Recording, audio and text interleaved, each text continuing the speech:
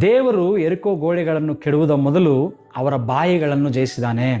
ಯೆಹೋಶುವ 6ನೇ ಅಧ್ಯಾಯ 10ನೇ ವಚನದಲ್ಲಿ ನೋಡ್ತಿದ್ದೇವೆ, ನೀವು ಕೂಗಬಾರದು, ನಿಮ್ಮ ಬಾಯಿಯಿಂದ ಒಂದು ಮಾತು ಹೊರಗಡೆ ಬರಬಾರದೆಂಬುದಾಗಿ. ಪ್ರಿಯರೇ, ಎರಿಕೋ ಪಟ್ಟಣವನ್ನು ಸುತ್ತುವರೆದಿದ್ದು ಗೋಡೆಗಳಷ್ಟೇ ಅಲ್ಲ, ಇಸ್ರಾಯೇಲರ ಮನಸ್ಸನ್ನು ಸುತ್ತುವರೆದಿದ್ದು ಭಯ.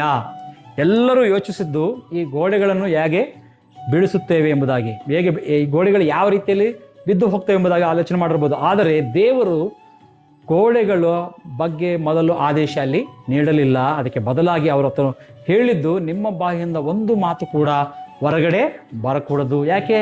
ಯಾಕಂದರೆ ದೇವರಿಗೆ ಗೋಡೆಗಳು ಸಮಸ್ಯೆ ಆಗಿರಲಿಲ್ಲ. ಅಲ್ಲಿ ಆ ಗೋಡೆಗಳನ್ನು ನೋಡಿ ಭಯದಿಂದ ಮಾತನಾಡುವ ಜನರೇ ಸಮಸ್ಯೆ ಆಗಿದ್ದರು.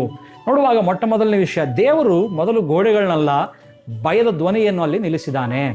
6 ದಿನಗಳ ಕಾಲ ಅವರು ಅದೇ ಗೋಡೆಗಳನ್ನು ನೋಡಿದರು.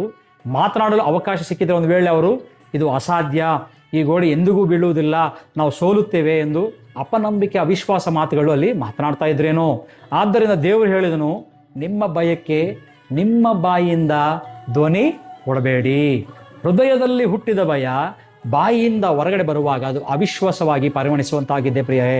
ಹಾಗಾಗಿ ದೇವರು ಹೇಳ್ತಾ ಇದ್ದಾನೆ. 2ನೇ ವಿಷಯ ನೋಡುವಾಗ, ದೇವರ ಮೌನ ಎಂದರೆ ದೇವರು ಕೆಲಸ ಮಾಡುತ್ತಿಲ್ಲ ಎಂದು ಅರ್ಥ ಅಲ್ಲ, ಆತನು ಕಾಣದ ರೀತಿಯಲ್ಲಿ ಕೆಲಸ ಮಾಡ್ತಾ ಇದ್ದಾನೆ ಎಂಬುದಾಗಿ ಸತ್ಯವನ್ನು ನಾವಿತ್ತು ಗ್ರಹಿಸ್ಕೋಬೇಕು. 6 ದಿನಗಳ ಕಾಲ ಗೋಡೆ ಹಾಗೆಯೇ ನಿಂತ್ಕೊಂಡಿತ್ತು, ಯಾವ ಬದಲಾವಣೆಯೂ ಕಾಣಿಸಲಿಲ್ಲ. ಆದರೆ ಕಣ್ಣಿಗೆ ಕಾಣದಿದ್ದರೂ ದೇವರು ಕೆಲಸ ಮಾಡ್ತಾ ಇದ್ದನು. ನಮ್ಮ ಜೀವನದಲ್ಲಿಯೂ ಹಾಗೆಯೇ ನಾವು ಪ್ರಾರ್ಥಿಸುತ್ತೇವೆ, ಉತ್ತರ ಕಾಣುವುದಿಲ್ಲ. ಆಗ ದೇವರು ಹೇಳುತ್ತಾನೆ, ಗುಣಗುಟ್ಟಬೇಡ, ನನ್ನನ್ನು ನಂಬು. ದೇವರ ಮೌನ ಆತನ ಅನುಪಸ್ಥಿತಿಯಲ್ಲ, ಆತನ ಕಾರ್ಯದ ಸಿದ್ಧತೆ. ಪ್ರಿಯ ದೇವರ ಸಭೆಯೇ, ದೇವರ ಮಾತನಾಡುವ ಸಮಯ ಬಂದಾಗ ಅವರ ಕೂಗು ಗೋಡೆಗಳನ್ನೆಲ್ಲ ದೇವರ ವಾಗ್ದಾನವನ್ನು ಬಿಡುಗಡೆ ಮಾಡುವಂಥದ್ದಾಗಿದೆ ಎಂಬುದಾಗಿ. 7ನೇ ದಿನ ದೇವರು ಹೇಳಿದಾನೆ, ಏನಂತ? ಇವಾಗ ಕೂಗಿ.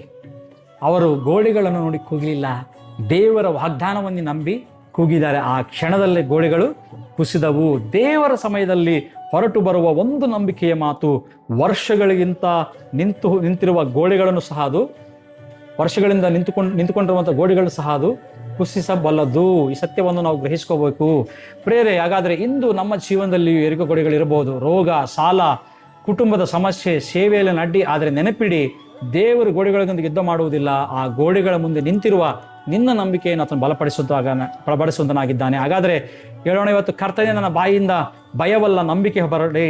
ನಿನ್ನ ಕಾರ್ಯ ನನಗೆ ಕಾಣದಿದ್ದರೂ ನಿನ್ನ ಕೆಲಸ ಮಾಡುತ್ತಿದೆ ಎಂದು ನಂಬುವ ಹೃದಯವನ್ನು ನನಗೆ ಕೊಡು. ನನ್ನ ಜೀವನದ ಎರಿಕೋ ಗೋಡೆಗಳು ಬೀಳುವ ಮೊದಲು ನನ್ನಲ್ಲಿನ ಅವಿಶ್ವಾಸ ಮೊದಲು ಕುಸಿಯಲಿ. ನಂತರ ನಿನ್ನ ಮಹಿಮೆ ನನ್ನ ಜೀವನದಲ್ಲಿ